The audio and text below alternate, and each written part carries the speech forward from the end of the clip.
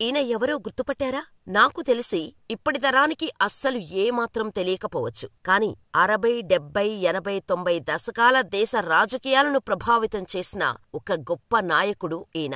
రాజకీయ అధికారం కంటే ఆత్మగౌరవమే మిన్నగా భావించి ఏకంగా దేశ ప్రధాని పదవినే తృణప్రాయంగా త్యజించిన మహానేత ఆయనే చంద్రశేఖర్. ఉత్తరప్రదేశ్లోని పూర్వాంచల్ ప్రాంతంలో ఒకప్పటి కరువు కాటకాలకు నిలయమైన బలియా జిల్లాలోని ఒక కుగ్రామం నుండి వచ్చిన చంద్రశేఖర్ విద్యార్థి దశలోనే సోషలిస్టు విద్యార్థి విభాగం తరపున రాజకీయాల్లో అడుగుపెట్టారు. ఆయన గురించిన పూర్తి సమాచారం తెలుసుకునే ముందు చిన్న రిక్వెస్ట్. దయచేసి వీడియోని చివరి వరకు చూడండి. అప్పుడే ఇన్ఫర్మేషన్ క్లియర్గా అర్థమవుతుంది. వీడియో నచ్చితే లైక్ చేసి మీ అభిప్రాయాన్ని మాకు కామెంట్ చేయడం మాత్రం మరవకండి. ఇక వీడియో స్టార్ట్ చేసేద్దాం. చంద్రశేఖర్ ఉత్తరప్రదేశ్ రాష్ట్రంలోని బల్దియా జిల్లాకు చెందిన ఇబ్రహీంపట్టి గ్రామంలో 1927 ఏప్రిల్ 17న రైతు కుటుంబంలో జన్మించాడు. విద్యార్థి దశలో ఉన్నప్పుడే విద్యార్థి రాజకీయాలలోకి క్రియాశీలకంగా డాక్టర్ రామ్ మనోహర్ లోహియాతో కలిసి రాజకీయ జీవితం ప్రారంభించాడు. విద్యార్థి స్థాయి రాజకీయాల్లో ఎంతో చురుకైనవాడుగా పేరు తెచ్చుకున్నాడు. గ్రాడ్యుయేషన్ పూర్తి చేసిన తర్వాత సోషలిస్టు రాజకీయ రంగ ప్రవేశం చేశాడు. ఆ తర్వాత దుజాదేవి అనే మహిళను వివాహం చేసుకున్నాడు. అనంతరం భారతీయ సోషలిజం పితామహుడు ఆచార్య నరేంద్ర దేవప్రియ శిష్యుడిగా క్రియాశీలక రాజకీయాల్లోకి అడుగుపెట్టారు. పార్టీలో నరేంద్రదేవ, లోక్నాయక్ జయప్రకాష్ నారాయణ్, అశోక్ మెహతా వంటి ఉద్దండుల సహచర్యంతో జాతీయ భావాలతో కూడిన సామ్యవాద దృక్పథాన్ని అలవరుచుకున్నారు. అతివాదిగా ముద్రపడిన ప్రముఖ సోషలిస్టు నేత లోహియా సోషలిస్టు పార్టీలో ఉంటూనే తాను సైద్ధాంతికంగా దగ్గరగా ఉండే అతివాద వామపక్ష సోషలిజం వైపు పార్టీని నడిపించేందుకు చేసిన ప్రయత్నాలను విఫలయత్నం చేయటంలో యువకుడైన చంద్రశేఖర్ పాత్ర మరువలేనిది. తాను ప్రాతినిధ్యం వహిస్తున్న సోషలిస్టు పార్టీ సైతం వామపక్ష పిడివాద కబంధ హస్తాల్లోకి వెళ్తున్న సమయంలో సోషలిజం వైపు మొగ్గు చూపుతున్న నాటి ప్రధాని ఇందిరాగాంధీ ఆహ్వానం మేరకు కాంగ్రెస్ పార్టీలో చేరి పాలనలో ఆమెకు సహాయకుడిగా నిలిచారు. కాంగ్రెస్ పార్టీలో చేరినప్పటికీ వృద్ధ నేతలకు, ఇందిరాకు మిగిలిన నాయకుల్లా వాళ్ల భజన చేస్తూ కూర్చోలేదు. తనతో పాటుగా అప్పటి యువ కాంగ్రెస్ నేతలైన కృష్ణకాంత్, రామ్ధన్,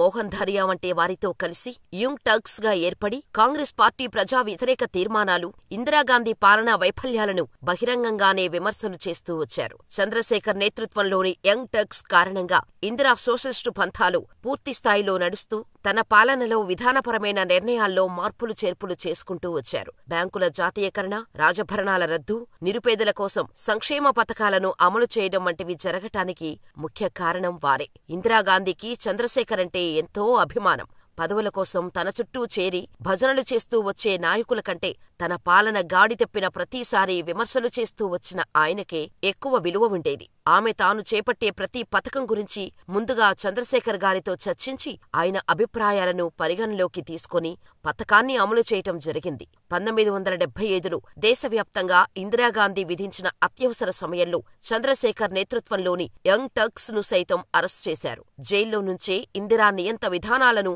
వీరు వ్యతిరేకంగా పోరాడుతూ వచ్చారు. 1977లో విడుదలైన తర్వాత జయప్రకాష్ నారాయణ్ ఆధ్వర్యంలో ఏర్పాటు చేసిన జనతా పార్టీలో చేరి ఉత్తరాన పార్టీ తరపున క్రియాశీలకంగా వ్యవహరిస్తూ కాంగ్రెస్ పార్టీ ఓటమికి కృషి చేశారు. జనతా పార్టీ అధికారంలోకి వచ్చిన తర్వాత మొరార్జీ దేశాయ్, చౌదరి చరణ్ సింగ్, వాజ్పేయి ఇతరత్రా దిగ్గజాలు ఉన్న ఆ పార్టీ అధ్యక్ష బాధ్యతలు చేపట్టారు. జనతా పార్టీ అధ్యక్షుడిగా చంద్రశేఖర్ పనితీరు గురించి ఎంత చెప్పినా తక్కువే. జన్సంఘ్, సోషలిస్ట్, స్వతంత్ర మరియు పాత కాంగ్రెస్ నేతలతో కూడిన కలగూర గంపలాంటి జనతా పార్టీని నడిపించటంలోనే ఆయన నాయకత్వ నైపుణ్యాలు గురించి దేశ రాజకీయాల్లో ఒక స్పష్టత ఏర్పడింది. అయితే నాయకుల మధ్య వచ్చిన వ్యక్తిగత భేదాభిప్రాయాలు కారణంగా 1980 నాటికి జనతా పార్టీ విచ్ఛిన్నమైన తర్వాత కూడా ఆ పార్టీలోనే కొనసాగుతూ దేశ రాజకీయాల్లో కీలకంగా వ్యవహరిస్తూ వచ్చారు. చంద్రశేఖర్ రాజకీయ జీవితంలో కీలకమైన మలుపు భారత యాత్ర పేరుతో చేసిన పాదయాత్ర.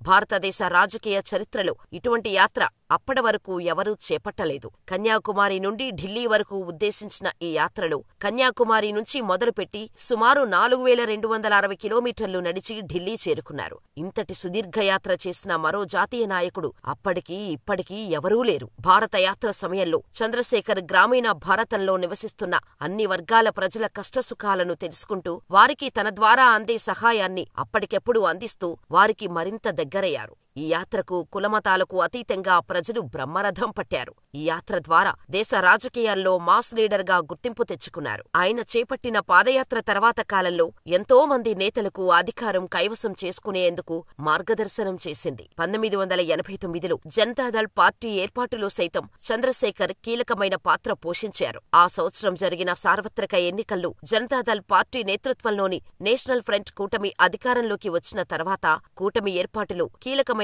నాయకులు ఎన్టీఆర్, దేవీలాల్ సహకారంతో మాజీ కాంగ్రెస్ నేత వీపీ సింగ్ ప్రధాని పదవి చేపట్టాడు. అయితే ఈ నిర్ణయం కింది స్థాయి నాయకులకు ఆగ్రహం కూడా తెప్పించింది. వీపీ సింగ్ ప్రధానిగా ఓబీసీ రిజర్వేషన్లు అమలు చేసిన కారణంగా దేశవ్యాప్తంగా అల్లర్లు చెలరేగాయి. దీంతో సింగ్ రాజీనామా చేయటంతో ప్రధాని పదవి చేపట్టమని స్వయంగా రాజీవ్ గాంధీ, దేవీలాల్ వంటి వారు కోరటంతో ప్రధానమంత్రిగా చంద్రశేఖర్ బాధ్యతలు చేపట్టారు. కాంగ్రెస్ తరపున రాజీవ్ గాంధీ బయట నుండి షరతులు లేని మద్దతు ఇవ్వటం జరిగింది. ప్రధానిగా బాధ్యతలు చేపట్టిన చంద్రశేఖర్ దేశంలో అల్లర్లకు కారణమైన రిజర్వేషన్ల సమస్యను అధిగమించేందుకు ఎంతో కృషి చేశారు. క్రమంగా ఆయన పాలన మీద పట్టు సాధిస్తూ ఉండటం వలన కాంగ్రెస్ నేతలకు కన్నుకుట్టింది. అధికారమే పరమావధిగా రాజకీయాలు చేసే కాంగ్రెస్ పార్టీకి చంద్రశేఖర్ బలమైన శక్తిగా ఎదగటం ఇష్టం లేదు. ప్రభుత్వాన్ని పడగొడతామని కాంగ్రెస్ పార్టీ నేతలు చేస్తున్న ప్రకటనల పట్ల రాజీవ్ గాంధీ స్పందించకపోవటంతో మనస్తాపం చెంది రాజకీయాల్లో ఆత్మగౌరవమే ప్రాణంగా భావించే చంద్రశేఖర్ ప్రధాని పదవికి రాజీనామా చేయటం జరిగింది.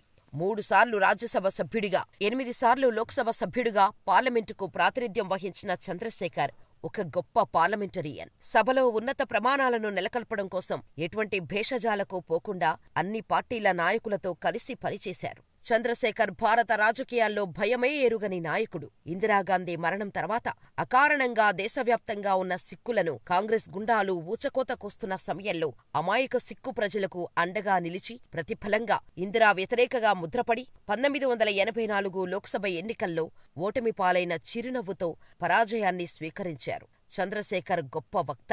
అనేక విషయాల పట్ల స్పష్టమైన అవగాహన కలిగి ఉండటమే కాకుండా వాటికి సంబంధించిన వివరాలను ప్రజలకు తన ఉపన్యాసాల ద్వారా తెలియచేసేవారు. ఉద్వేగానికి లోను కాకుండా సరళమైన భాషతో మాట్లాడే ఆయన ప్రసంగాలు పామరుడిని సైతం విశేషంగా ఆకట్టుకునేవి. చంద్రశేఖర్ ఏనాడు పదవుల కోసం తన తరం నాయకుల్లా వెంపర్లాడలేదు. పదవులే ఆయన కోరుకొని ఉంటే తనకున్న అర్హతలకు సుదీర్ఘకాలం ప్రధానిగా బాధ్యతలు నిర్వహించేవారు. స్వతంత్ర భారతదేశంలో వీరి గురించి పూర్తిగా తెలిసిన ఏకైక వ్యక్తి మాజీ ప్రధాని ఇందిరాగాంధీ మాత్రమే. నమ్మిన సిద్ధాంతం కోసం ఏనాడూ రాజీపడని భారతీయ రాజకీయ నాయకుల్లో ముఖ్యుడు చంద్రశేఖర్. రాబోయే తరాలకు సైతం స్ఫూర్తిదాయకమైన నేత. మరి చంద్రశేఖర్ గారి గురించి మీలో ఇప్పటివరకు ఎందరికీ తెలుసో కామెంట్ చేయండి. వీడియోని మీ ఫ్రెండ్స్ అండ్ ఫ్యామిలీతో షేర్ చేసి మేమిచ్చే ఇన్ఫర్మేషన్ వాల్యూ అనిపిస్తే ఛానల్ని సబ్స్క్రైబ్ చేసుకోండి. పక్కనే ఉన్న బెల్ ఐకాన్ కొట్టి నోటిఫికేషన్ ఆన్లో పెట్టుకోండి.